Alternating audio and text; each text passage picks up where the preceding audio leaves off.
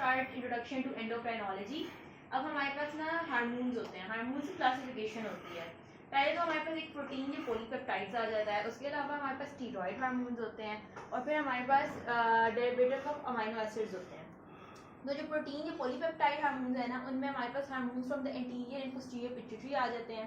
उसके अलावा सारे हमने पी से याद रखने हैं। पी से पैनक्रियास के हार्मोन जैसे इंसुलिन एंड ग्लूकागॉन हो गया और पैराथायरॉयड हार्मोन। उसके अलावा अब ये तो प्रोटीन एंड पॉलीपेप्टाइड्स हो गए। फिर हमारे पास बाकी आ जाते हैं steroid hormones which are lipophilic. अब इसमें हमारे पास क्या होते हैं कि एड्रीनल कॉर्टेक्स के for example cortisol and aldosterone. Cortisol ने जो है ग्लूकोज मेटाबॉलिज्म में काम करना होता है। फिर हमारे पास hormones from the ovaries and the placenta, इनसे हमारे पास एस्ट्रोजन एंड प्रोजेस्टेरोन आता है। फिर टेस्टिस से हमारे पास टेस्टोस्टेरोन आता है। तो ये सारे स्टीरॉयड कैटेगरी में आ गए। फिर हमारे पास आ जाता है डेरिवेटिव ऑफ अमाइनो एसिड। अब अमाइनो एसिड टायरोसिन के डेरिवेटिव्स हमारे पास कौन से हो सकते हैं? थायराइड हार्मोन, जिसमें T3 T4। T3 is the more biologically active hormone.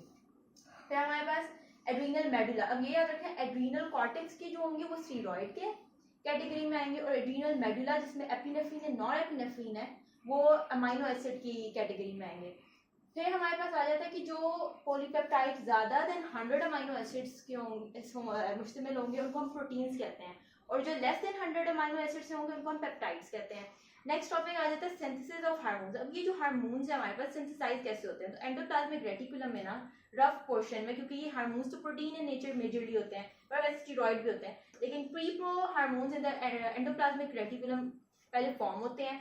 फिर हमारे पास प्रो हार्मोन्स बन जाते हैं बाय क्लीवेज। अब और ये भी हो रहा होता है एंडोप्लाज्मिक रेटिकुलम में।